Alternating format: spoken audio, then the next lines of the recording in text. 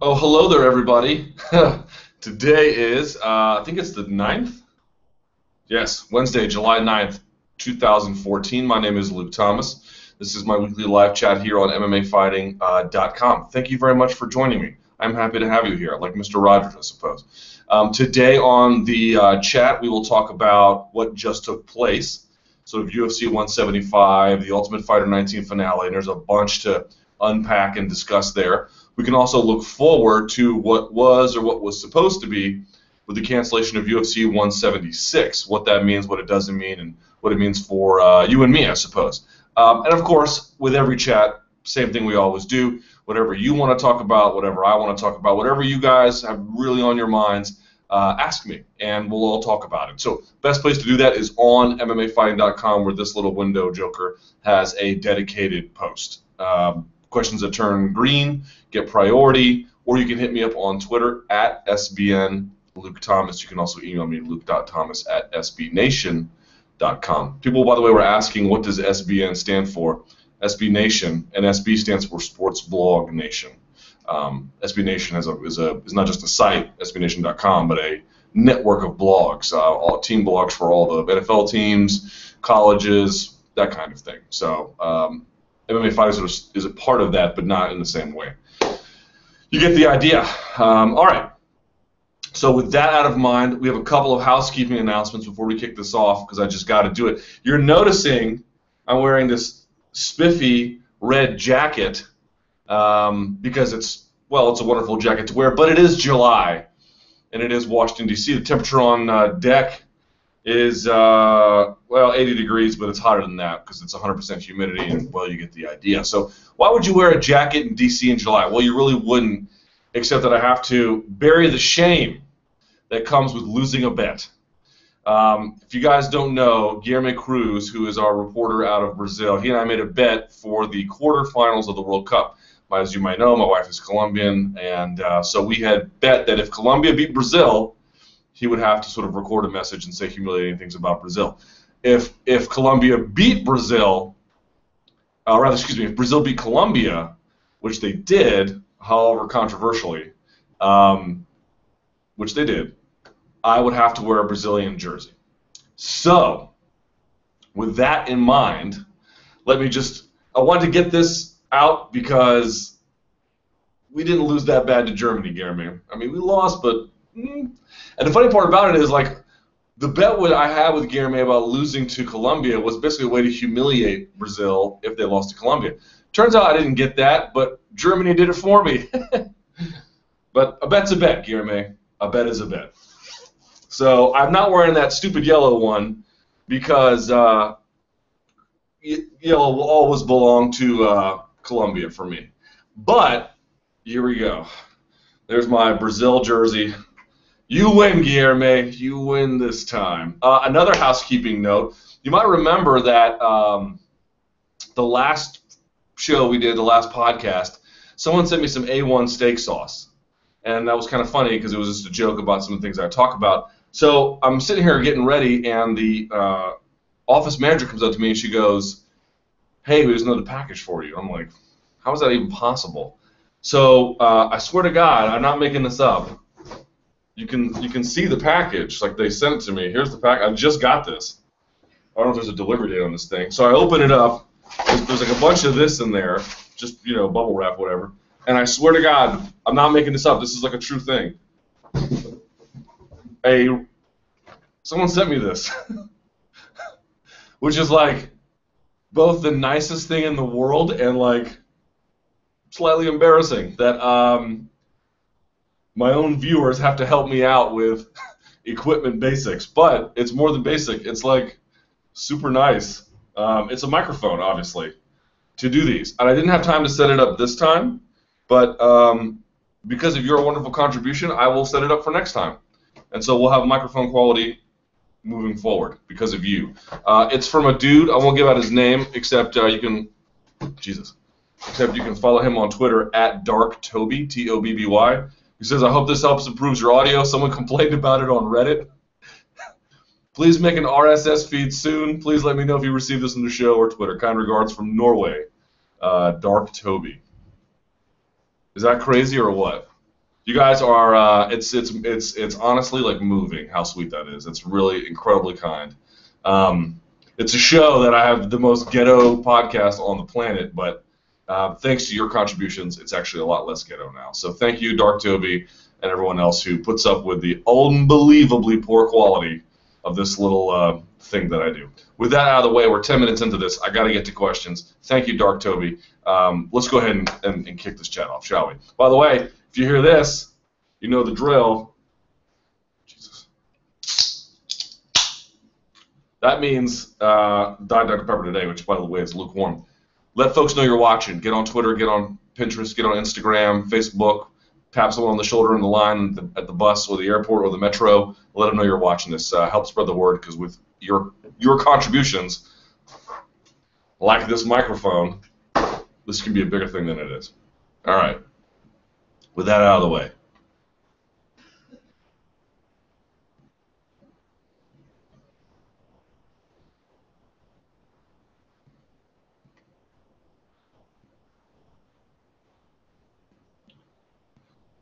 All right.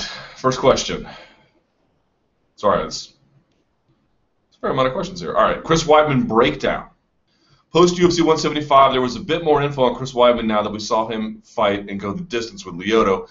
How would you describe him as a fighter with his strengths and weaknesses? Would you say there's still truth to the statement that he improves every time he fights? How about him improving his stand-up game to be able to hold his own against arguably two of the best strikers in the 185-pound division with Silva and Machida? You know what's funny about that fight was that I noticed, first of all, he seems very coachable, which is, I think, the most important attribute.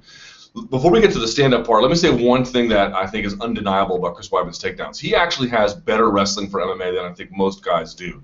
And what I mean by that is his takedowns along the fence are not that great, but they're not supposed to be that great. Like, taking someone along the fence, it only really works on mid-level to low-level fighters. It doesn't really work on someone really, really good, at least not consistently enough. You saw that in the Kevin Lee-Jesse Ronson fight, for example. It's like it's hard to take someone down against the fence. I mean, you can do it. It's a lot of energy. It's a lot of defense involved now. Guys have gotten a lot better at it. Chris Weidman's takedowns, he can do this stuff against the fence too. I don't think he's that great at it, but he's really good at getting guys in the middle of the cage. That's where your wrestling really shines. I actually have been making this argument a long time. I think wrestling is really good in MMA, but it was kind of like degrading a little bit because guys were getting lazy by just running someone into the wall and trying to scoop them out off their heels.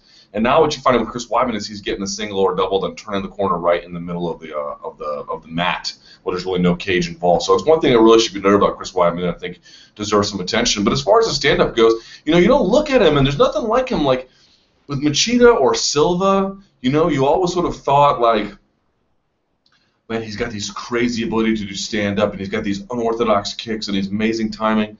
Chris Weidman doesn't seem to have any of those tools, except if you tell him to go do something, he just goes and does it, right? Like if you look at him, he's got great timing, he's got strong defense. I'll give him those two things.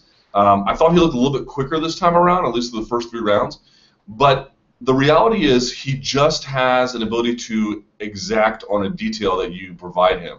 I don't know that he has any particular skill set that I would point to and say, wow, what an amazing thing he does in this regard.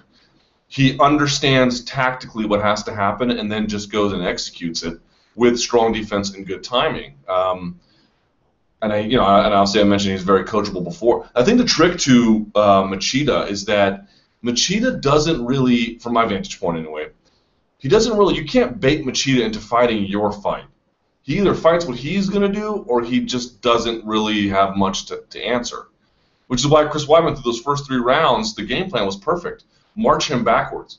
Right? Machida needs time and space and distance to feint, work his footwork and his distancing, and then blitz. Right? That's what he needs. He needs space to operate. If you're constantly backing him up and then throwing kicks to the body, throwing kicks to the leg, working in jabs, working in jab hook, he really doesn't have a whole lot of answers. That's the way to beat Machida, is just simply you have to make him not allow, you can't allow him to fight like Machida fights. He's got one gear. And if you allow him to do it, he'll eat you up to pieces. But if you don't, he's actually a pretty manageable task, or at least easier said than done. Chris Weidman did exactly everything he was supposed to, walking him down, getting the right distance, making sure he was minding his P's and his Q's, peppering up in all distances, all different sides, just sort of taking him out of his game, stealing rounds with takedowns late, It was an excellent performance. He really has. The best thing I can say about Chris Weidman, aside from, like, he does have decent striking and he does have good wrestling and so forth, and he's big for that weight class too. He just really has an excellent respect for tactics. Now, I know he lit his foot off the gas in that fourth round, and the fifth round was, a little bit closer, but that's what made the fight exciting, I suppose. But I think that's what I'd say most about him. Jack Slack and other guys like that will talk a little bit more about some of the individual tactical things that he did. But I don't there's no way to really walk away and say, well, he's really, really good at this sort of thing. Maybe with the exception of the wrestling, which I highlighted. I did think his jab was pretty good. I thought the frequency of his strikes was pretty good. I thought the mixing them up was really excellent. But for more than anything, if you look at this fight and the last fight and some of the other fights too, he just has a really, really strong appreciation for how to tactically manage each individual task. And which is why I have high hopes for him against people like Jacare and people like Luke Rockhold, although those will be, interesting and difficult challenges as well.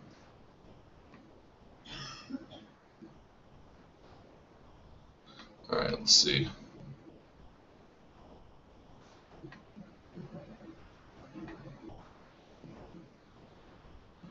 Let's see. With BJ Penn finally announcing his retirement, looking back, what do you think is his legacy that he left behind in mixed martial arts? Certainly, on the promotional side of things, he was the guy to make lighter weight fighting popular. I think there's no doubt about that. I just think, though, that he was one of these guys who he blended the two things you want. I mean, you often hear this talk about, well, he's a fighter, not an athlete. He's an athlete, not a fighter. GSP, he's an athlete, not a fighter. I think certainly a lot of the talk about BJ and a lot of the talk or the narrative around him was about his warrior ethos coming from Hawaii and, just scrap. He really sort of made a point to underscore his warrior interests and identities. But the truth be told is that, he's the first non-American to win the Brazilian Jiu-Jitsu, or first non-Brazilian to win the Brazilian Jiu-Jitsu World Championships. He was one of the first guys who was cross-training with Freddie Roach and the Marinovich brothers. He was also a really good athlete. So he had all those things where, he could, hold knuckle up with you, and he was ferocious and licking the blood off his gloves and that sort of thing, and, go to bjpenn.com and then running out of the ring, all those sorts of things. But the reality was, he amazed you as a technician. They called him the prodigy for reasons, because he had at the time when he was really coming up, if he had lacked one or the other, I don't think he ever would have been much. At the same time, though, I think he's also, and that's all the good side. On the bad side, he's a test case in what happens when you just don't manage your career properly. Obviously, he was a major success. No one could say otherwise. But, jumping the weight classes and having these battles with different organizations and, not training really hard for the second Hughes fight. I remember before the second Hughes fight, the Hughes rematch, he was saying, I'm just going to go surfing. I remember reading an article on InsideFights.com where he was saying, I'm just going to go surfing. That's going to be my preparation. And it was like, oh, my God, what is he doing? And he almost won. But at the same time, Guillermo is.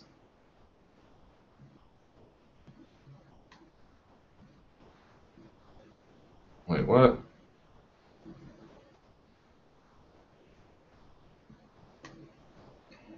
Hold on. If someone's having, it's an issue. I was like, time out. If you're having an issue with the YouTube video, I'm going to tweet the YouTube link as it is. Hang on. And you can just watch on the YouTube page. Hold on, just 1 second.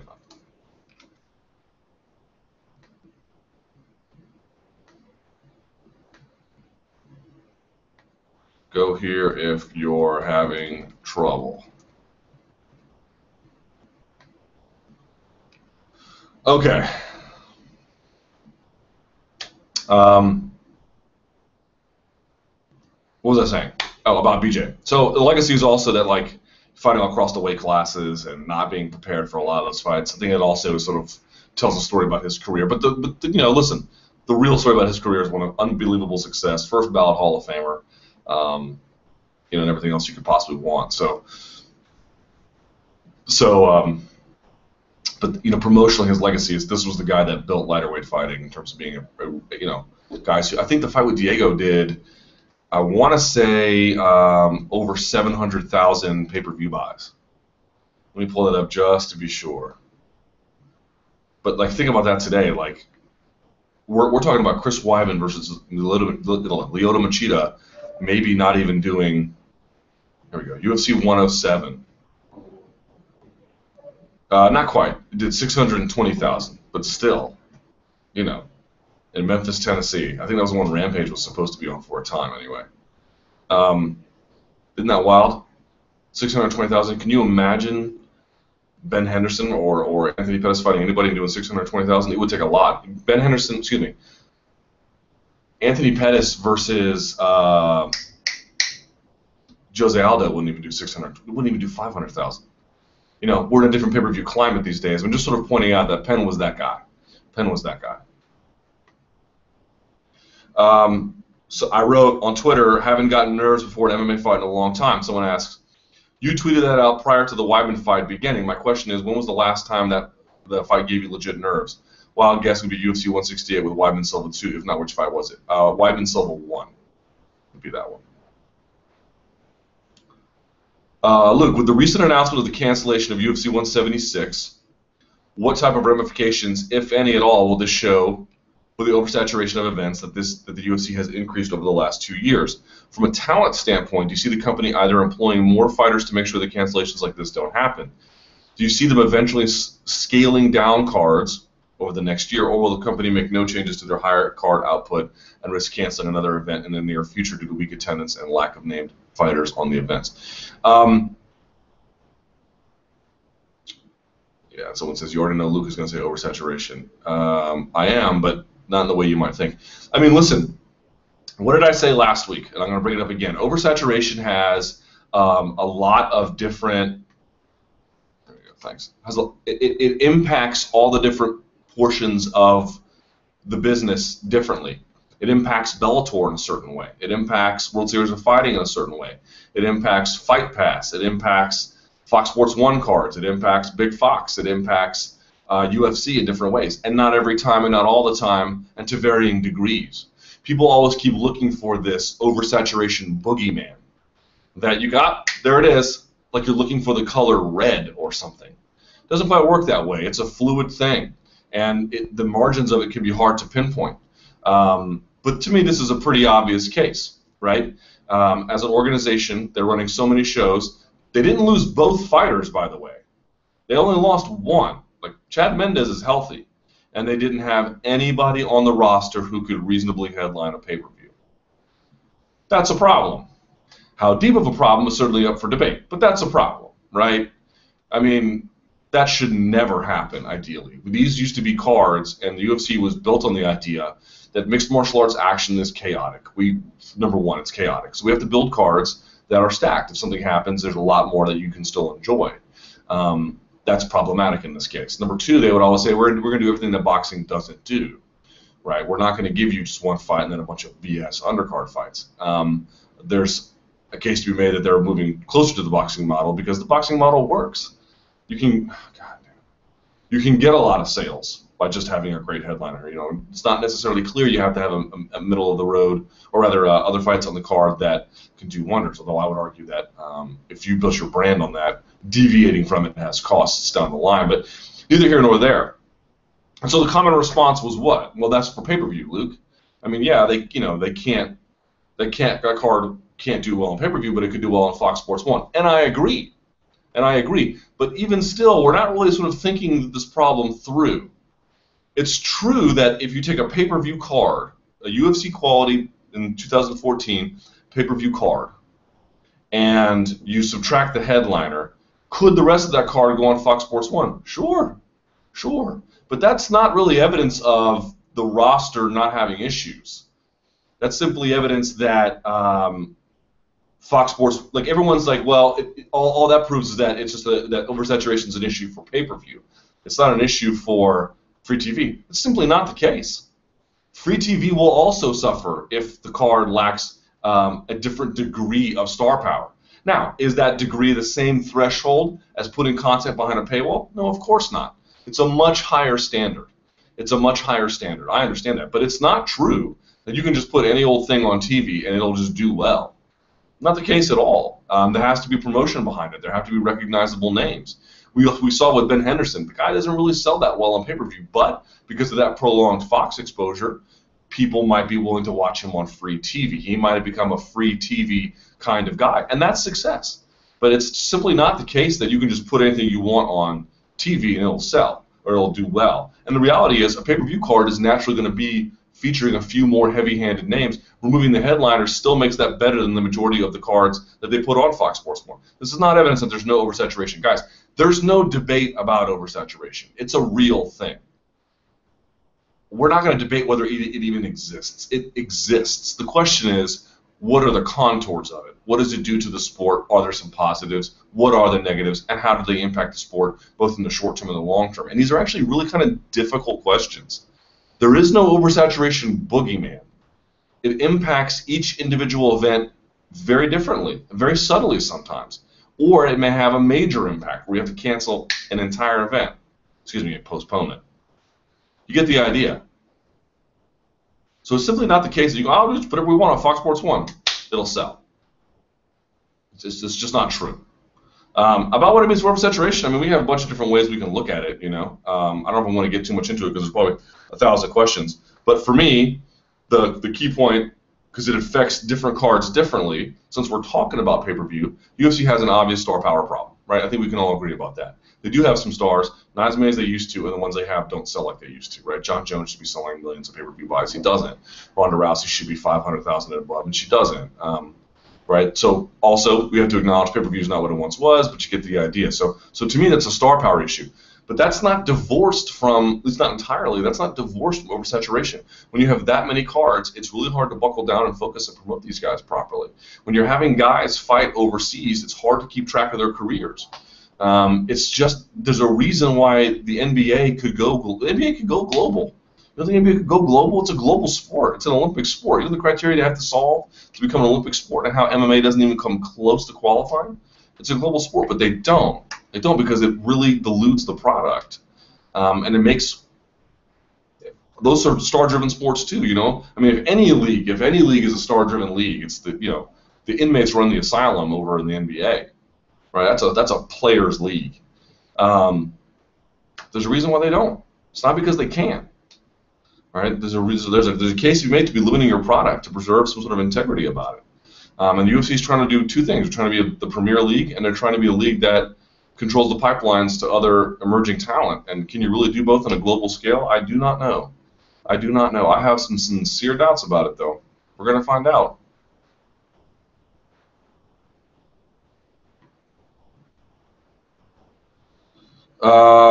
Let's see. What do people have to say about that?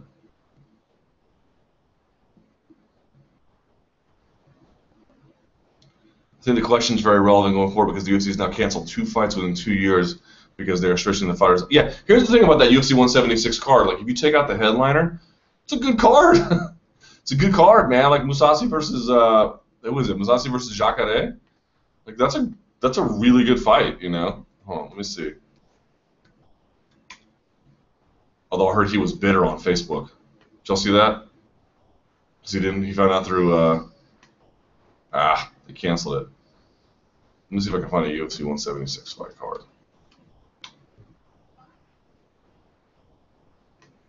It's actually still on UFC.com. They removed it. Dagger.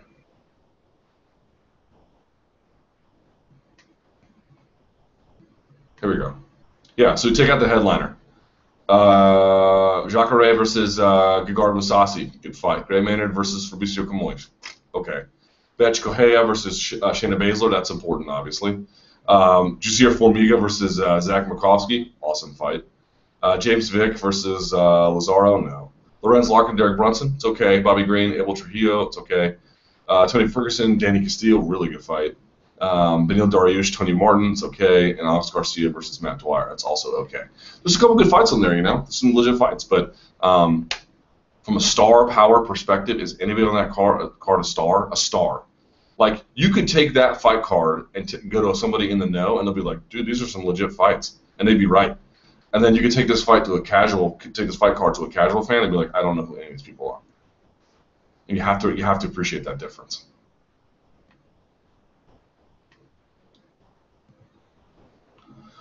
Ronda Rousey's challenges. Rousey steamrolled her most well-rounded task yet. In 16 seconds, are we clutching at straws looking for genuine opponents yet? Yeah, man. Yeah, we are. Like, the reality is, dude, we're just, I mean, imagine if you took Frankie Edgar in his prime, or he's a little bit too small, but, imagine if you took somebody like, I don't know, BJ Penn and sent him back to the early days and he was fighting people his size. It's a forced analogy, but, listen, Daniel Cormier made a great point to me once about Ronda Rousey.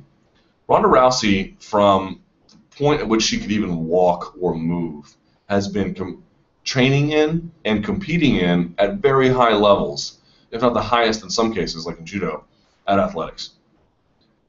Right? That's what she's been doing. She is, in his words, a lifelong athlete. That is a very different thing than these other women, man. These other women aren't necessarily bad athletes, but you're getting a lot of them, like, literally, I heard this one time from a woman who was Invicta and now in UFC. Yeah, I didn't really know what I was doing. I was looking to get in shape, so I walked into a gym and I just stuck around. Like, you're getting people who are just showing up to the gym, Now, that's not the case of Alexis Davis, who's much more accomplished, but the point being is, first of all, athletically, they're just not even on the same level. And two, well, with all due respect to sort of some of the talents that Alexis Davis has, and they are considerable, I just don't feel like we have the kind of fighter who technically has the answer. And I mentioned this before, like, who is the Machida of the women's side of the sport? Who is the Anderson Silva? Who is the GSP? Who is the John Jones? Who is, like, we're talking about one division, and it's so thin that no one can even touch the champion. Women's side of the sport is thin. I don't want to take anything away from Ronda Rousey because I think she deserves better competitors, but the elite kind of athletic woman just isn't there yet, man. She just isn't there yet. So no, like, maybe, listen, would it be awesome if Kat Zingano surprised all of us and gave Rousey a good beating, or at least the fight of her life? Sure, that'd be awesome. Like, who would be against such a thing, particularly after tearing her ACL and then losing her estranged husband? I don't think anybody would be against that. But just speaking realistically, we're just not talking about the same kind of athlete. We're not. It should tell you how much further the men's game is along that you get jiu-jitsu world champions in the black belt division who come over and get smoked. It should tell you that, like, all-time great wrestlers, albeit a different era, but all-time great wrestlers like Kevin Jackson come over and get smoked. It should tell you something that, like, that elite D1 wrestlers don't last in the men's side of the game sometimes, right? It's just a different reality. The men's side of the game, obviously for many clear and present reasons, is just so infinitely strong. And Rousey deserves those kinds of challenges, but they're just not there yet. The truth is, with Cyborg, at 135, I just don't know what kind of Cyborg you're going to get. I just don't know what Cyborg you're going to get. And the whole point about, everyone's like, why don't they fight him at a catch weight? And everyone says, well, the UFC doesn't want to do that with their champions, which I understand too. But it's a little more complicated than that. Like, there's a subtler story. Like, what did Invicta set out to do to mixed martial arts for women? Promote them? I mean, Strikeforce promoted women. For a time, Bellator promoted women. Looks like Bellator is going to go back to promoting women. It's not that they don't get promoted. It's that they didn't get treated the same. Right? There was a time when they were fighting on three-minute rounds. That was one thing. But the real major insight, the real key, was that Invicta wanted real weight classes. If you looked at women's history in mixed martial arts all the way up through 2010 and 11, even up until recently, the weight classes were so splintered, and people fought catch weights all the time, and there wasn't really any grouping of the talent. We're going to put you in talent. We're going to put you in groups. We're going to recruit and sort you, and we're going to build divisions. And that's not an easy thing to do. But that's what Invicta set out to do. Like, Invicta's always been a sort of a funny thing because they need to turn a profit to stay in business, but they act as women's MMA's nonprofit, which is to say their goals have nothing to do with marketability, at least not in the short run. Their goals have to do with, we're going to build this sport in the architecture that you need to build it to do it the right way. And hopefully long term that makes money, which, by the way, there's no guarantee that it will, but But that's what they're trying to do. That's a noble thing. That's not something you're going to make a lot of money off of early. And then the UFC comes along, and of course, UFC and Invicta have a unique relationship, let's say, and they come and strip mine their 115 weight class. Now that's good for, I think in the end, that's good for women. I think the women like that. It's good for those individual athletes. A champion's going to be crowned as the season is called. But you get the idea that that's what they're trying to do. That's how far away the two sides of the sport are. You've got one organization whose sole goal is like, we're going to do this sport the right way, and then you got the men's side of the game, which is basically modern elite prize fighting. It's just so far apart. Rousey is so far ahead of her time. It's just not even funny, And you can say what you want about her, and everyone's got comments to make about Rousey, like they know her, they're her shrink or something. But she has no peer, and you need to accept that she has no peer. So if you're UFC and you recognize she has no peer, why wouldn't you make the Gina Carano fight? Is it the worst fight on the universe? Of course it is. But what are you going to do? Oh, we're going to put the #1 contender up against her who lasts less, the same amount of time you can put in an Instagram video. Why not make the Gina fight?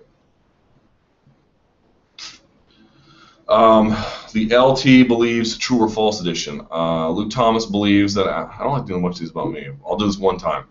Luke Thomas believes that after UFC 175, Weidman would be the favorite against every light heavyweight with the exception of the top 3, Jones, Gustus, and DC.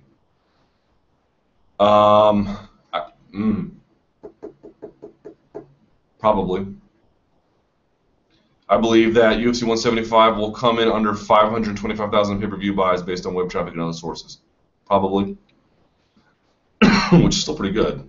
I believe that Penn versus Edgar would have been much more entertaining with British color commentary yelling, "An utter humiliation for Penn, just got worse" during the 3rd round. I would have loved that. Not because I don't like Penn, but if you guys saw yesterday's Germany-Brazil game, after the 7th goal, which came like the 80th minute for Germany, or like 75th minute for Germany, the commentator literally goes with like enthusiasm, "An utter humiliation for Brazil, just got worse."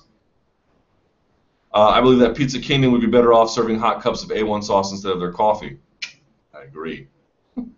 I believe that Zuffa will be accepting applications for TV producers this coming week. Probably. I bet someone got a royal ass chewing for that. I believe that the only thing more oversaturated than UFC product was the ground in Rio from tears of Brazilian fans last night. There's a post on Deadspin, if you haven't seen it, about the headlines of Brazilian newspapers. It's like the saddest thing ever.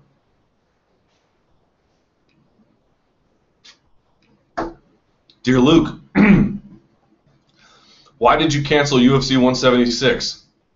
You're an effing sport killer, and I irrationally blame you for this, you MMA media nobody. All the best, McKinley Noble. What are you gonna do, guys? All that haranguing I've done has changed. I never understand how the MMA media is supposed to be viewed. On the one hand, it's like none of us apparently know anything, and we should all be ignored. And on the other hand, everything's our fault. It's like which is it? Also, McKinley Noble, you can follow him at Ken the Great One, the number 1. He is the what do you want to call him? The UFC rankings police. If you turn in an effed up ballot, where some of your ranking is just like completely indefensible, he will tear you to pieces. It's kind of funny, actually. Gegard Mousasi, hi Luke, with UFC 176 being canceled, it seems the UFC did not tell all the fighters on the card. Mousasi wrote on his Facebook page, "It's nice to know your fight has been canceled through social media. Good job, UFC." Why does the UFC continue to do this? I've seen fighters complain about this numerous times. Your thoughts? Well, if they don't call at all, I have a problem with that. But I want to give them the benefit of the doubt, and I want to say MMA media is going to find out about that kind of stuff pretty quickly. So the news is going to spread through social media or actual news articles pretty fast, right? You have to accept that. Second of all, you don't know how many of these guys have been informed through an associate, and then the associate, there's a lag time between the associate and then the fighter. That could be the case as well, Also, you got to call, 30 donks on a card. It takes time to do that. So If they don't call at all and explain, whatever. But that's problematic. But if they're late to it, if they get beat, I don't think that's much of an issue, to be honest.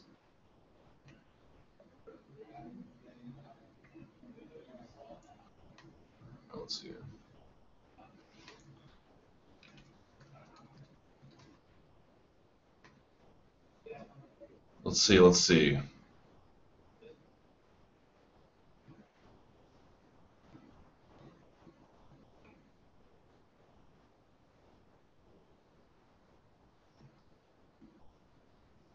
Sean Sheehan, who is a jerk face, says, which is more embarrassing, losing the bet or having to wear a Brazil jersey, or having to wear a Brazil... No, excuse me, what is wrong? What is worse, more embarrassing, losing the bet and having to wear a Brazil jersey, or having to wear a Brazil jersey in all caps? Yes, well, you know what's even more embarrassing? The fact that Ireland didn't make it anywhere. Let's see. Hey, look into the crystal ball. In 5 to 10 years, how will BJ Penn be remembered? I've already answered that one. Bonus question, was that the saddest fight you've ever had to watch? No, I've seen sadder fights, but that was... Jesus, that was really bad. That was really bad. 2, in 5 to 10 years, how will UFC 176 be remembered? I think it'll be... I don't think that UFC 176, by any stretch of the imagination, is the last fight card they have to cancel. And I think it'll be remembered in collection with all the other cards that, in 5 to 10 years that have been canceled, which hopefully is not many, but it won't be the last one. By this time next year, what, if any, UFC champions will have lost their belts? People keep asking this question like I had any effing idea. Who wins the World Cup this year in 4 years? Hard to see. I'm picking, I would like to see a South America versus Europe final. I don't think that's going to happen. I think the Netherlands are going to beat Argentina. And then between Netherlands and Germany, I don't know. Probably Germany, but I don't know. But what I would like to see is Germany versus Argentina. I would like to see at least Messi in a World Cup final. But I guess we'll see. Will the UFC's 176 cancellation end up being a good thing for the upcoming cards? Dude, canceling a UFC card, I know it sucks for UFC, but it's a win for fans. There's really no other way to say it. And UFC would probably be the first to admit that. You're going to get all those cards, all those fights, and you're just going to put them... Like, dude, Jacare versus Mousasi is on a Fight Night card now. Win. How do you not win? You win. Like, that's a great thing for fans. Less cards should equal better cards in general. Does Frankie Edgar win a UFC belt again? Sure, why not? I don't know.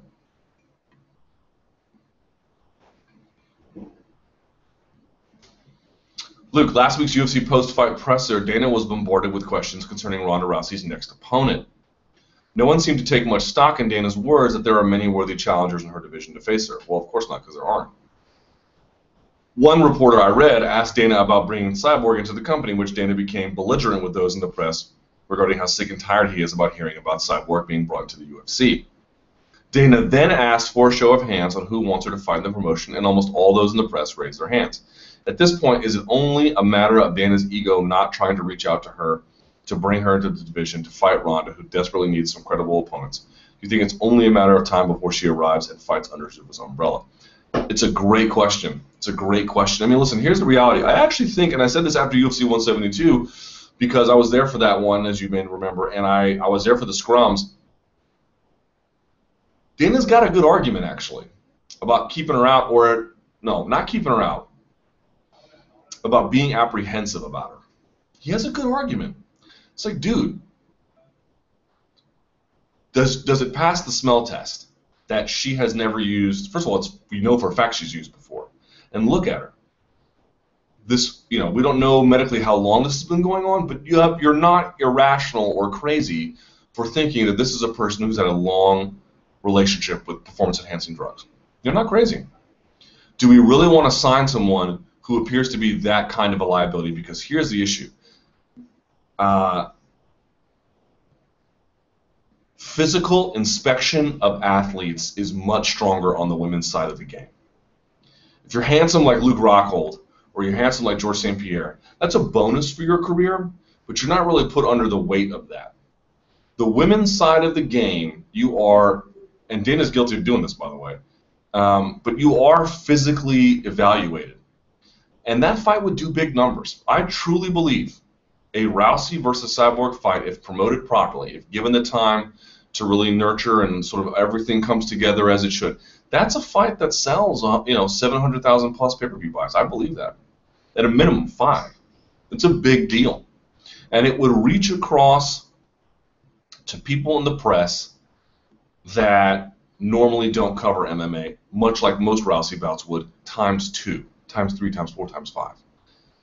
You'd be putting your product deep into the microscope of inspection in the media. Knowingly signing someone who has a serious problem, at least a history of it, a documented history of using performance-enhancing drugs, and who appears to look the part. Now, whether or not physical inspection of anything like that is fair or merited is completely irrelevant about whether or not it will happen, and whether or not there are consequences to that, and whether or not you want to eat those consequences in the name of putting on that fight. Because believe you me, people are going to bring it up over and over and over. It will be a part of the storyline of selling that fight. It'd be a part of every media interview that Ronda and Cyborg does. It would happen over and over and over again. Much more so than it would on the men's side of the game. Certainly Vitor Belfort, when he comes back, is going to have to eat it. But he won't gather, even in America, I think, she reaches deep into the casual fans, so the other side of the aisle. In the end, everyone's going to watch it. So the question is not that. The question is, could you legitimately damage your product and your champion en route to creating a fight that everyone watches? It's not a bad question at all. I kind of agree with Dana a little bit, that he has a right to feel like, this one is different. And maybe it's different because of BS sexist reasons, or for the, for things that just aren't fair. But they exist. And I don't think it's crazy for him to be apprehensive. In the end, however, what is the alternative? What is the alternative? You're just not going to sign her? You're going to let this fight pass you by? You couldn't make GSP versus Silva. You couldn't make Silva versus John Jones. You can't anyway now. Who knows if John Jones, Cain Velasquez is ever going to happen. Brock Lesnar ain't coming back. Like, these super fights, where are they, man? Where are they? There's one. And if that super fight, it's pretty damn close. What are you going to do? So the best thing they can do is, maybe this is just some posturing on his part, but what are you going to do in the end? I think in the end what you have to sort of like come to terms with saying is that we're going to let her cut to 135, see how she looks, have her pass multiple drug tests, because what if they promote this fight and she fails the drug test? Before the fight. Oh my God, man. Like, just what are you going to do? There's no fill-in for Cyborg. Oh, we'll fill her in with, whoever. Betch Correia. Great. It's not the same fight. There's no substitute, man. There's no substitute. Dude, Dana White is right. He is right for saying timeout. This is not as simple as you think it is. But they can't say no. So what they have to do is find a way to say yes. And that means different stages, different screens they have to put in place, different, bureaucratic and regulatory roadblocks. And if she clears them, then you make the fight. But he's not wrong for being apprehensive. Like, some people think, oh, just make the fight. Not so fast. The UFC 100 anniversary. Luke, the 5-year anniversary of UFC 100 is coming up, which means it has been 5 years since MMA has peaked. Yeah, it's true. Would Luke Thomas from 2009 be surprised where MMA is at now? God, would I be surprised where MMA is at now? A little bit, yeah. Would you have thought it would have been bigger? Any of the things that surprised you, a woman being MMA's biggest star, for example? That's definitely a big one.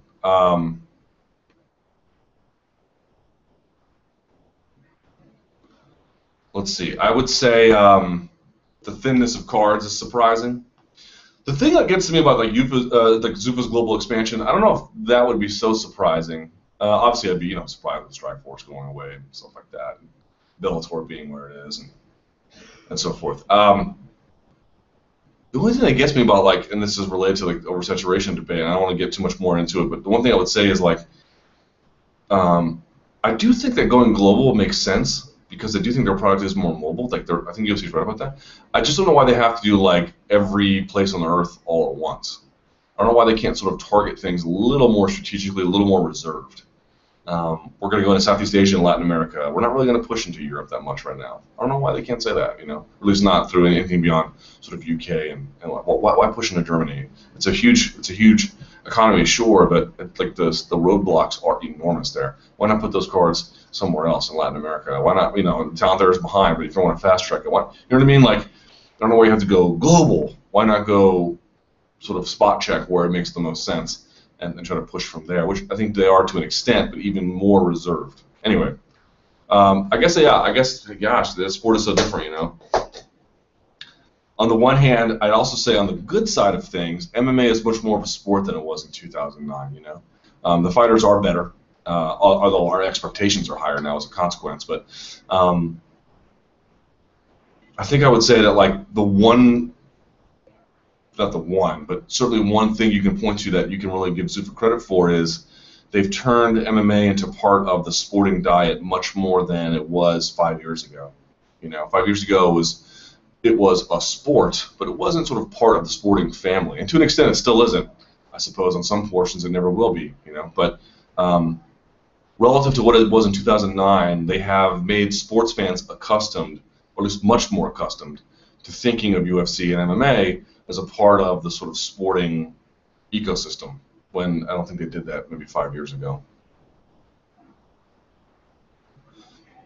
Let me work backwards here. Stefan Struve, where should he go from here? I don't think he should retire yet, but certainly I would like to see much more medical examination going on. You know, we're talking about safety first, then let's take that. Let's actually mean that, you know. And if you can't come back, then you can't come back. But I'm not ready to say he's fine, just come right back. Let's do some more testing. I'm not a medical doctor, but certainly whatever medical screening is prudent at this juncture, let's make sure that happens, and it happens twice. Sideline reporting. Luke, do you think it would be a good idea for the UFC to institute some sort of additional sideline reporting, i.e. Aaron Andrews style? They do some of that for their preview shows. For instance, like Ariel Helwani does some of that. For instance, in the Uriah Hall fight, he clearly suffered a gruesome injury and fought through it, but wouldn't it have been added to the story to have an additional commentator to go talk to his cornerman and report on specifics of the injury? Certainly that's what I'm instructed to do at Glory. You know, I wasn't at the, I only fill in when Morrow's gone, and then Ron fills in for Morrow, then I fill in for Ron. So I'm not part of the product beyond that, but that's certainly my role there when that happened. So I wasn't in Turkey when Spong broke his leg, but yeah, here's the problem, man. Like, their broadcast is full, dude. It's really full. You can't go over your allotted time. You might have to pay back the cable companies if you do that, because they repeat the pay-per-view after the 3-hour mark. At least on providers like DirecTV. And the other point is, like, you should see these shows. People don't realize this. They don't just fly by the seat of their pants or have a loose plan. You're gonna tell me I'm crazy, but I'm not, because I only learned this actually. I learned this initially doing MMA Uncensored, but certainly now that I've done the Glory show. Everything is timed. Every piece of production element, everything is timed down to the second. And they have a situation where if all the fights go long or if all the fights go short, how much time do they have? And they can add pieces and subtract pieces as the broadcast goes on. But all of that is timed, and it's in liner notes down to what it should be and when it should happen and how it should happen. All that's timed. So, as it currently stands, there's simply no way to do that. And I think UFC likes a sort of a streamlined broadcast. But I'm with you in the sense that I would like to see the UFC play with their production format a lot. They're good about introducing new graphics, but I just feel like their production, certainly their pre-fight hype, for the most part, is pretty stale. Listen, if it doesn't work, just get rid of it. They used to do, Eddie Bravo used to do like what Harold Letterman does for HBO. He would have his unofficial scorecard. I'd like to see them bring that back. I like that kind of stuff, you know. I feel like that enhances the broadcast. Play with it. Remember what we always talked about? What are you going to do about John Jones' eye pokes? How about showing the referee talking to John Jones before the fight, don't put your hands in his mother effing face. Just don't do it. You do it one time, I'm taking a point. Everyone starts on the same place. That's what I'd like to see. So sure, like, I don't know that they will. In fact, I don't. They're creatures of habit in some ways, but try it. It may not work. It may be a terrible idea in the end, but I don't see why attempting it doesn't at least deserve some kind of note. Weidman cardio and his ceiling. Luke, do you think Weidman has a legit cardio issue, or would you chalk it up to him having banged up knees? which prevented him from working on his cardio during the fight. Also, with a performance like that, despite his bad training camp, is there no ceiling for this guy, as DC noted? Would that be a fair assessment, or is it too soon to say? Surely being able to hold his own, standing up with both Silva and Machida, deserves some credit. Well, I mean, yes, of course. I don't want to overreach or underreach here. On the one hand, I thought his cardio was an issue, because the second it faded, Machida was right back in the fight. That's a problem, right? But he was coming off surgery. He had a hand issue.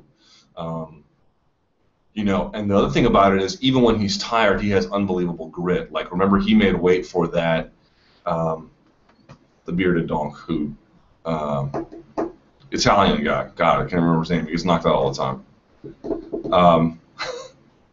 Alessio Sakara. You know, when Weidman fought Sakara, he cut like 50 pounds in 10 days, something absurd, and he did it. You know, and he was obviously gassed the whole time. He still gutted through. And he gutted through this time, too. So he still is able to rise to the occasion. But remember, he's 30 years old. Chris Weidman's not in his 20s anymore. I think he just turned 30, but still. So, yes, there is a ceiling on him. I don't think he can keep up this growth for much longer, maybe a year or two more at best, if he can stay healthy, which by itself is no guarantee. But I would say that I don't know that I would pinpoint him as having a cardio problem just yet.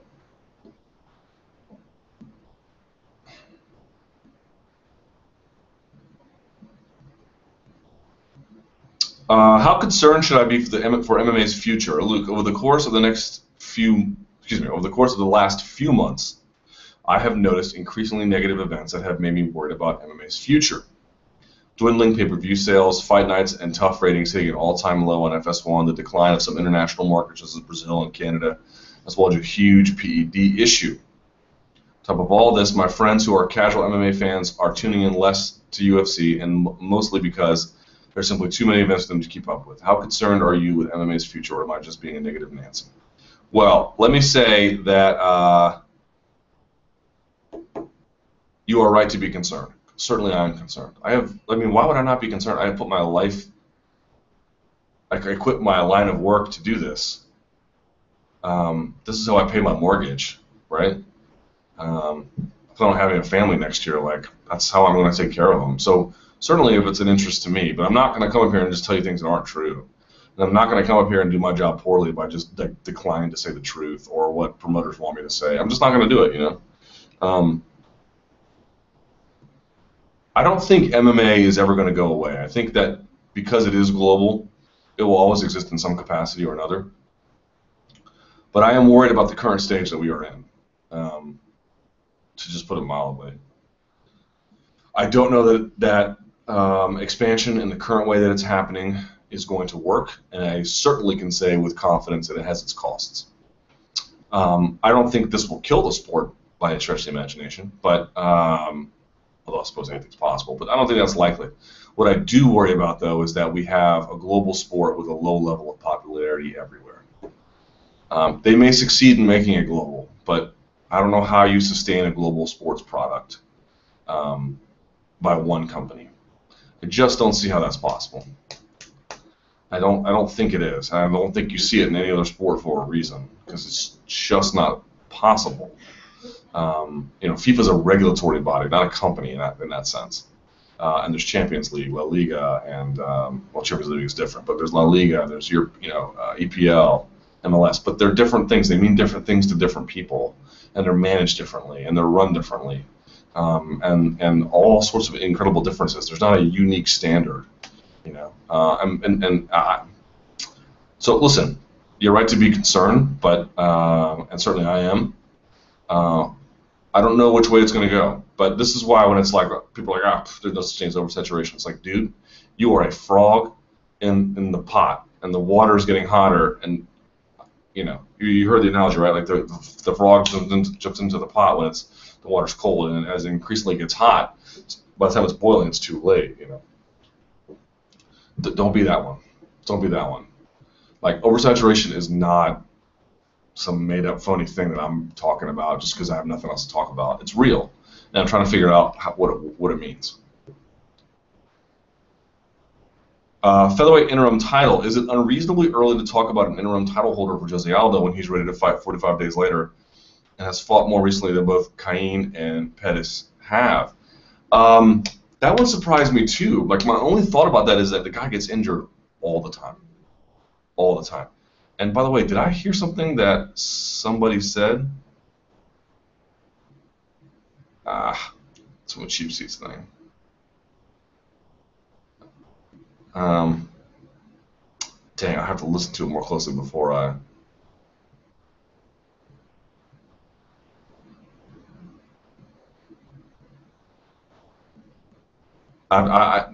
before I bring that up, I just want to listen to it more closely. But point being is, my initial response to that was they must worry that he's just going to be injured all the time, or that he won't be able to recover in the time that he says, or that there's something else that we don't know about that's keeping him from being ready at a certain time.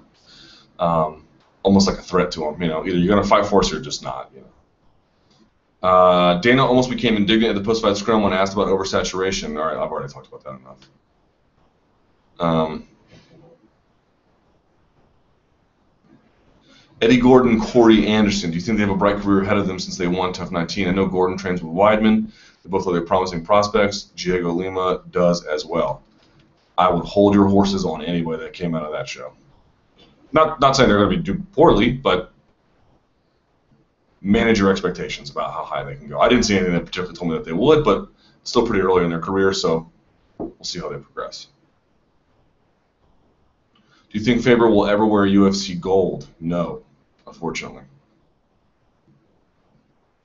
Newell Gaethje, what did you think of this fight when you saw it? A lot of critics are going to go off on it, but I thought it was fine for the World Series of Fighting main event. Thoughts, please? Yeah, boy, that was a beating. That was a beating. Listen, if you're MMA uninitiated, that probably looked like torture porn to you. Because the problem was, it wasn't like Gaethje took him down, took his back, and then choked him out, and well, that was it. Jesus, Gaethje, man, he just does violence to people. You fight Justin Gaethje, it looks like you got hit with shrapnel. Yeah, and that's exactly what happened. Like, the problem was, Newell looked good for like the first half of a round, first 4 minutes of a round, and then it all just sort of went downhill from there. He just couldn't withstand because they fight the same way. Both guys are attack, and I just thought that Gaethje's attack would be a little bit more potent, and it was, obviously. I can imagine, though, if you don't know what you're looking at, if you don't know that the MMA is properly regulated, if you don't know, well, it was the state that was in Florida, so it was an open question of how properly regulated that it is. But nevertheless, Nick Newell has licensed to fight in Nevada, so he'd be fine. But if you didn't know anything, you thought you were watching, bum fights or something, right? Like, oh, look what this cage fighting thing is. They've got a guy in there missing half of an arm fighting a fully able guy. Like, this is gross and exploitative. That's what you would think. And I actually complimented NBC and World Series of Fighting because they didn't make too much of a deal of Newell's congenital amputee issue. I thought, it deserves mention, but not a whole lot. In the end, though, I probably could have done a little bit more to educate the viewers, given that this was on NBC. If it was on NBC Sports or this was taking place on Spike, I don't know that I would have cared as much. But it was on NBC. Maybe they could have done a little bit more to assure the viewers that what they were watching was at least a thoroughly regulated event, because I just don't think folks realize that. But at the same time, I stick to what I said last week, which was, if people are offended by it because ignorance of what's going on is not an excuse, right? I mean, we have to sort of like be appreciative of the fact that, or at least cognizant of the fact that folks are not going to have a deep understanding of the mechanics of MMA, the regulatory universe. Okay, fine. So some hand-holding is required, but not all the hand-holding in the world. And I'm sorry, like, we're just going to look at the world and say, well, people with disabilities, because you're a liability for the sensibilities of somebody else, we're just not going to allow you to do things. Man, F off. Like, the world doesn't work that way. You know what? Nick Newell took a beating, but lots of guys in MMA take beatings, and it's okay. You can't just pretend that you don't have to do anything about folks who don't know anything about it. But at the same time, if there are some folks who are outraged and horrified, oh well, Nick Newell deserved that shot. And whether it was prudent to put him on NBC is a different argument. But did he deserve a title shot against Justin Gaethje? Yeah, he did. And Did he deserve to be put in the main event slot? Yes, he did. And that's really the end of it as far as I'm concerned.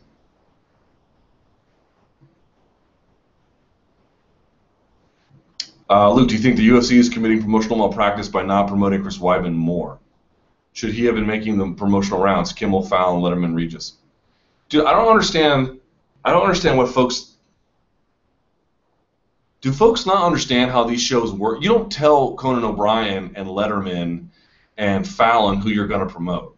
Oh, sorry. Listen, I need the booking agent for the Tonight Show with Jimmy Fallon. Yeah, Steve or Maurice or Jennifer, whatever your effing name is. We got this guy who's going to fight in a week. We're going to put him on your show. Hey, by the way, could you bump?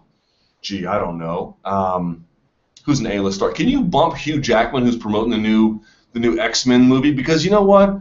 We think our guy is more important. Yeah, get on that stat. And by the way, only red M&Ms in the dressing room. Click. Like, that's not how it works, dog. They call you.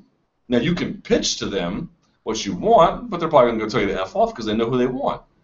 It does not work that way. This is why star power matters. This is why everyone's like, John Jones is this, John Jones is that. John Jones is the only one getting on Michael and whatever her name is, Kelly. I guess Michael's now on the Good Morning America. It doesn't work that you don't call them up. You can try and pitch them, but it probably won't work. And by the way, some of these shows have agreements where if you go on Fallon, you can't go on Letterman, or you can't go on Conan. I don't know if you know that. So it's not like you can just make the rounds. You can go on one, and maybe they did call. I know I talked to a woman who used to work in UFC PR who said they would make calls, and these places will just tell them to go pound sand. It doesn't work that way. MMA is not what you think it is. You have to build somebody so big that those guys have to ask you to come on. Please be our guest. That's how it works.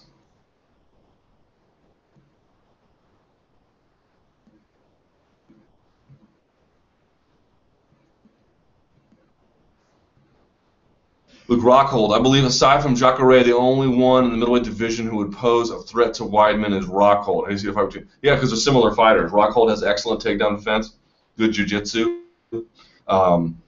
is long, can strike, but I think he'd get backed up, and I think he'd get taken down against Chris Weidman.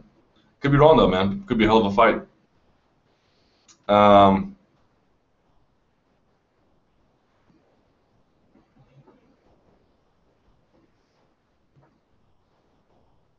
Yeah, where I talked about Ronda.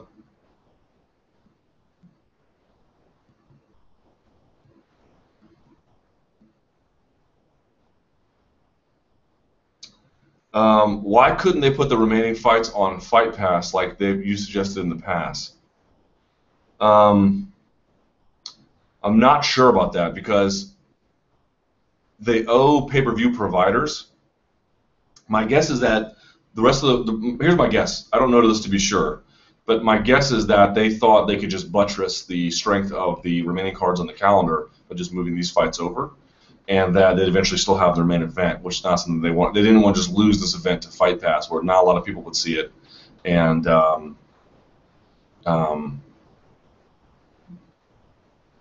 yeah, I think that's it. I think they thought not a lot of people would see it. We do better against these guys by putting them somewhere else. I don't know what the rules are though with contracted pay-per-views about what has to happen. Either you have it or you don't have it. That remains a mystery to me. Is this cancellation of UFC 176 worse than 151? Well, there's less fallout for the fighters involved because it's not ostensibly Aldo's fault that he gets injured. But that's hilarious to me. You know, they didn't lose both guys, and they even had a substitute for 151. Sonnen was at least willing to step up. They got nobody. But the cards aren't too thin.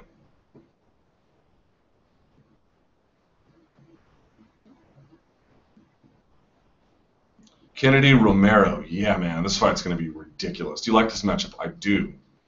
Who would you favor in the grappling department? Also, what does Romero's takedown defense seem lacking for a wrestler of his caliber? It's not lacking for a wrestler of his caliber. It's just that he's so wild with his striking, he leaves himself open. In a wrestling match, Kennedy wouldn't last 10 seconds, man. And I like Kennedy. I think he's a good wrestler. I think he's a hell of an athlete. Obviously, you know, American War Hero, all that good stuff. But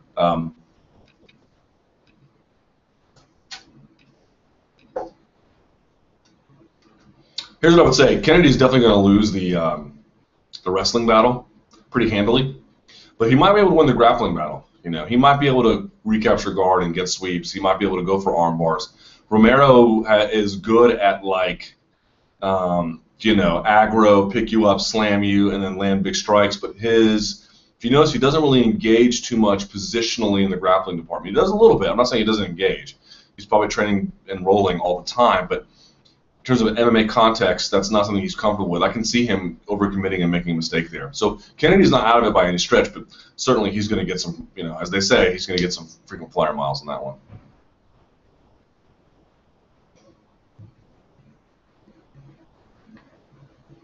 This is interesting. Luke, in a fight with a wrestler versus a non-wrestler, so for example, Weidman versus Machida, there appears to be a running theme whereby the wrestler is usually the guy moving forward, and more often than not is usually hoping that the forward pressure will result in some kind of takedown if the striker decides to stand his ground or come forward. My question is, at what point would you consider one guy or the other to be winning or losing? I've heard Rashad Evans say that being the person moving forward means that you're winning, whereas I've heard Phil Davis mention that attempting more takedowns means you are winning.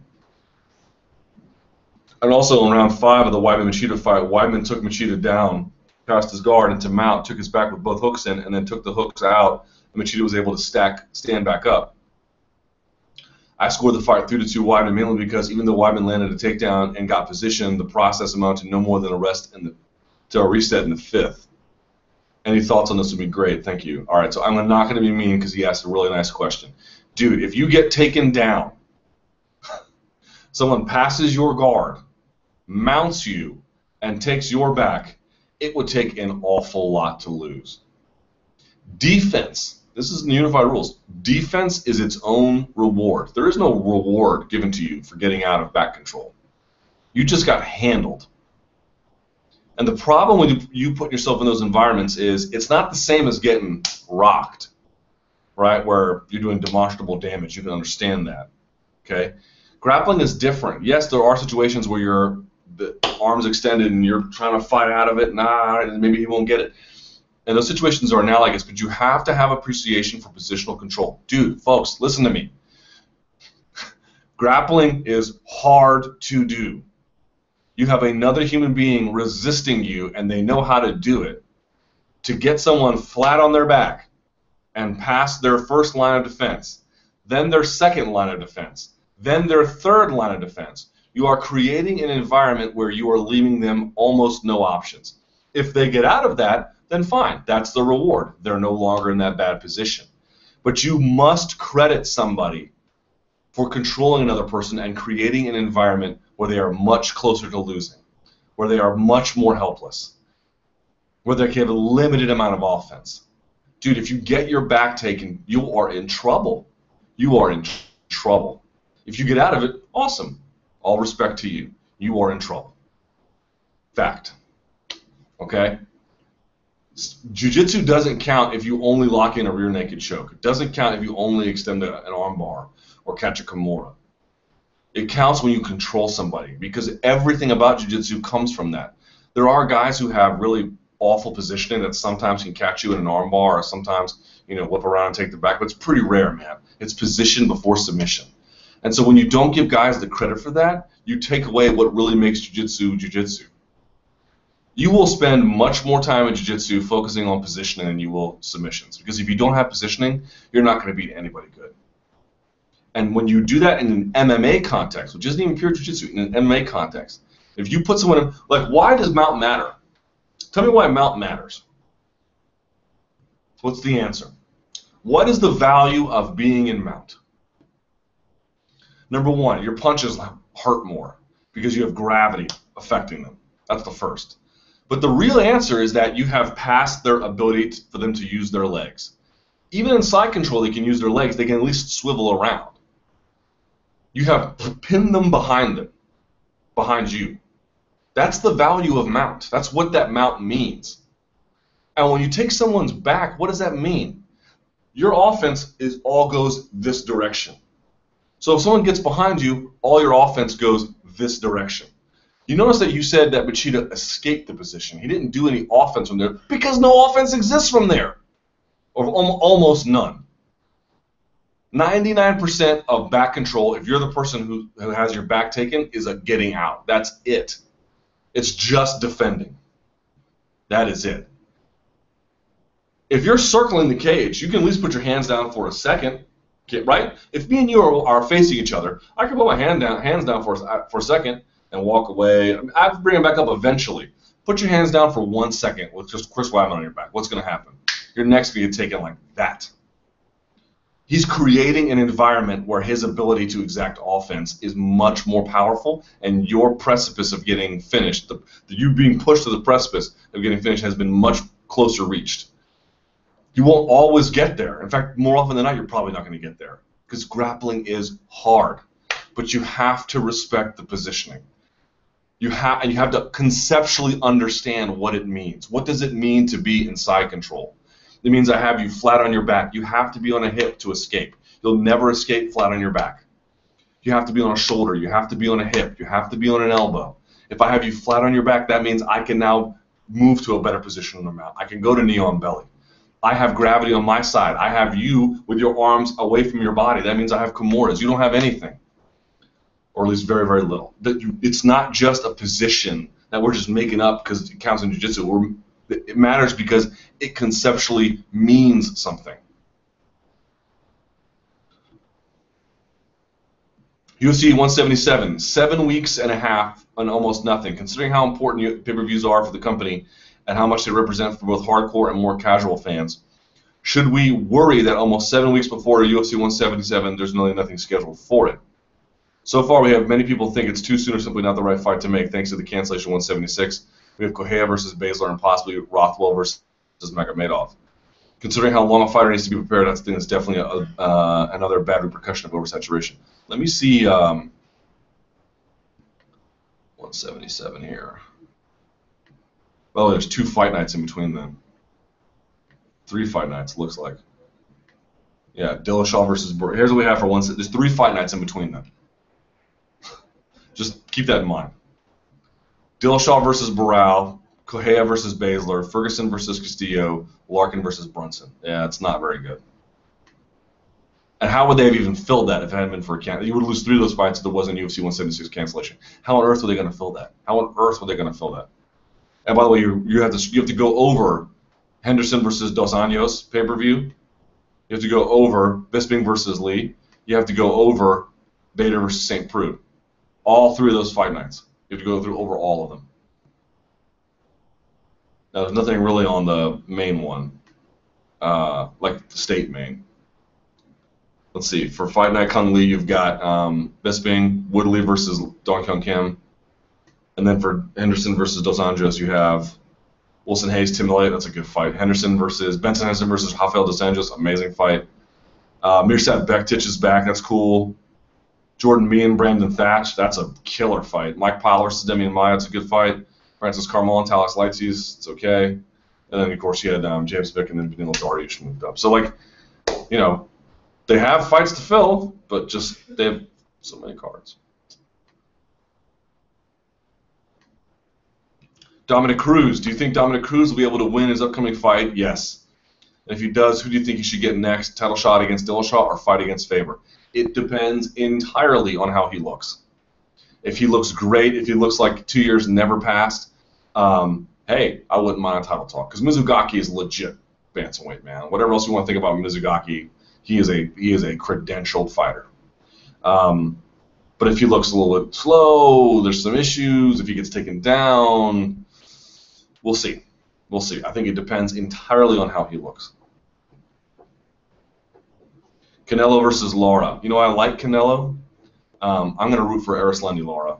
It's going to be hard for me to root against guys who escaped Castro's Cuba to have a better life. I don't know, you know.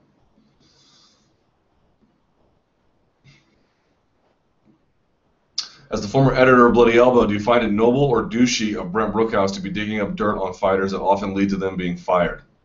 I don't know if I call it noble or douchey. I call it part of his job. And I have no issue with it whatsoever. Ben Askren, Johnny Hendricks, Matt Hughes. Did you see the exchange on Twitter between these 3? Yes, I did. Thoughts on Askren's antics this past weekend? Do you side with Askren, who cites the success of Chael Sonnen, or did you side with Hughes, who didn't like Askren's antics and didn't believe it would help him? How do you not side with Ben Askren? You have oversaturation. You let Ben Askren walk to 1FC. Everyone's like, he's so boring. Yeah, but you hate his guts because of what he says on the microphone. Chael Sonnen is some sort of like exciting, let me bang bro kind of fighter. If Chael Sonnen had the personality of, Jim Miller, who I like very much and respect very much, would he be anywhere where he is? No. And Jim Miller is where he is because he fights balls out amazing, right? I mean, just be real. Just be real. Ben Askren will get you to watch, especially if he's fighting better competitors that would force him into more difficult scrambles. He'd be much more. He's not very exciting when he's just laying on top of dudes or in mount when they just can't do anything about it. But the guys in the UFC can do something about it. It's crazy to me. It's crazy to me. You got Paul Daly, and no, we can't sign Paul Daly because he sucker punched Josh Koscheck. Big deal. He said he was sorry. I thought this was the same organization that believed that when guys do things wrong, you're supposed to forgive them down the line if they show real repentance and they serve their time. Has he served his time? He served his time. Bring Paul Daly back. He's not some like world beater, but Christ, it enhances the value of a card a little bit, and Ben Askren most certainly does. And look at what Matt Hughes said. Matt Hughes said, "I don't doubt your talent. I don't doubt your talent. You're a legit talent." Well, what is the issue? Pettiness is the issue. Brazil versus Germany. Thoughts on the ass whooping the Germans gave the Brazilians? I'm not going to give you terrible, soccer analysis, but what I would tell you is 538 has some pretty interesting analysis about it. What do you think the Colombians could have done better? They could have gotten some referees who better officiated, because the Brazilians know this and they'll admit this. They hammered James Rodriguez throughout that game. And the first time he commits a foul, they give him a yellow card. What a bunch of nonsense. And by the way, FIFA investigated Zuniga and found nothing wrong with what he did. So I thought that they could have gotten some better referees. Now, admittedly, some of the Brazilians got some bad calls too in that game, but they went after James Rodriguez, and they know they did. Argentina, Netherlands. I hope Argentina wins, but I think the Netherlands will.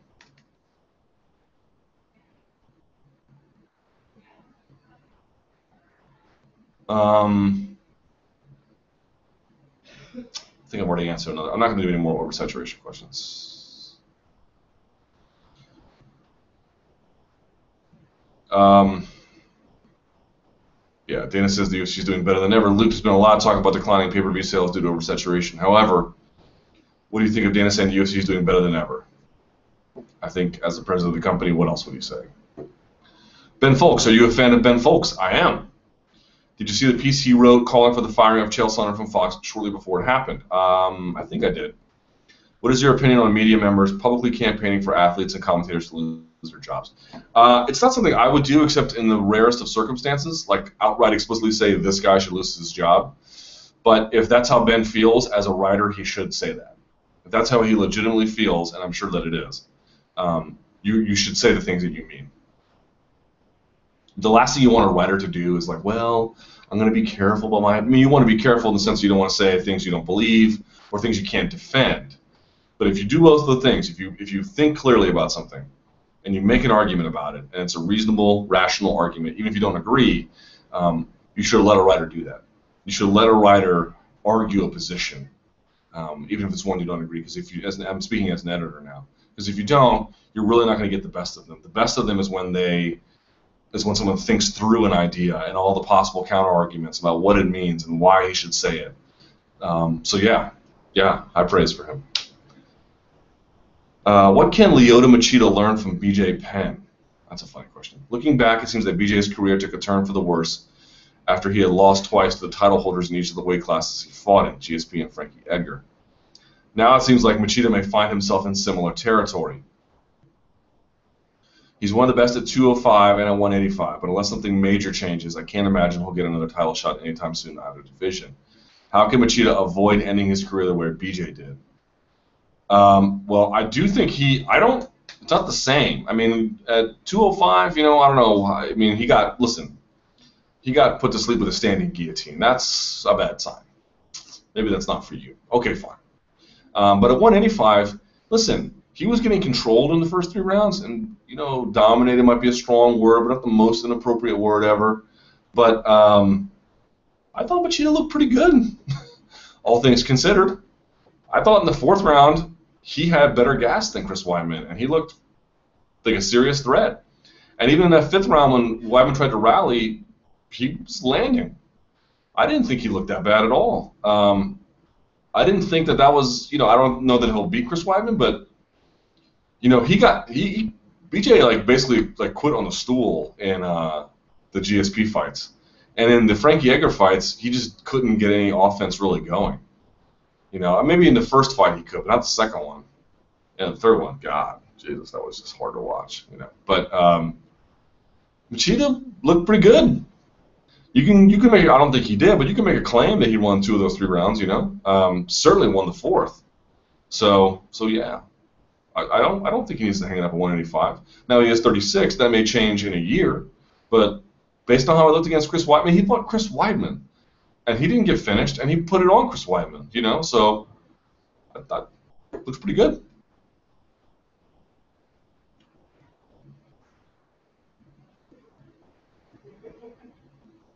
Machida's legacy. Luke, do you think Saturday's main event did anything for Machida's legacy as a fighter? Personally, I think he righted some wrongs with that performance, and has proven that 5 years from the ill-fated Machida era, he can still compete at a championship level. Completely agree.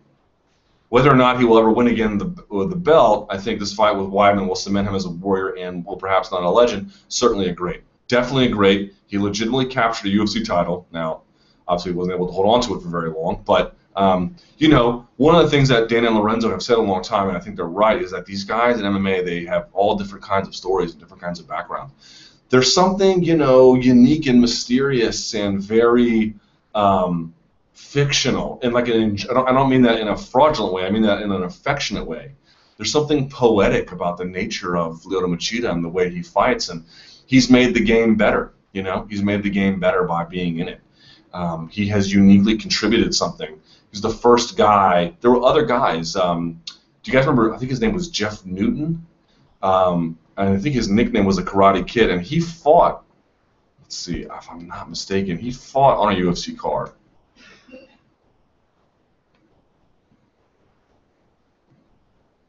I'm looking this up here. Yeah, and it was his last fight. He lost, but he fought Sam Hoger at UFC 56. He contributed karate, but no one had really come forward with a style like that, revolutionized in many ways how we think about footwork and distancing and what works and what doesn't. And when guys come in like that, they expand. I've often said it, like the front kick to the face that Silva did on Machida, once one guy does it, the technique, as I like to say, becomes democratized. It becomes available to everybody. Everybody can now use it, because they didn't think it was possible before. Machida has done that in a number of different realms, and by the way, he was able to, as you saw, in a different way, front kick Randy Couture at UFC 129. So, what's Machida's legacy? Certainly an all-time great's a strong word, of a high-level elite competitor in 2 weight classes, won a title in 1, fought for title in 2. That's pretty damn great. But more importantly, expanded the scope of what high-level mixed martial arts can look like, and did so uniquely in a very, very. He didn't have other contemporaries at the same time, at least not up until recently. Now you've got guys like Gunnar Nelson and Justin Scoggins, and they have that sideways karate thing. But man, his is a little bit different, obviously. But Machida was really that first guy to completely change what you thought was possible, at least in terms of karate. Let's see, Jose Aldo.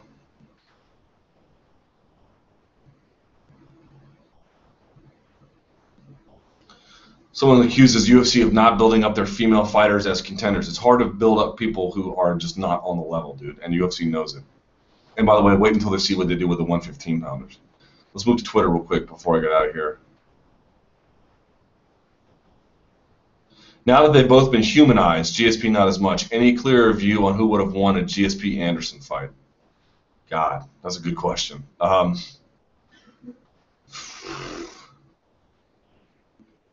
GSP wouldn't finish him. That's the problem. GSP could take him down, but he would never finish him. I don't know. I guess probably Silva.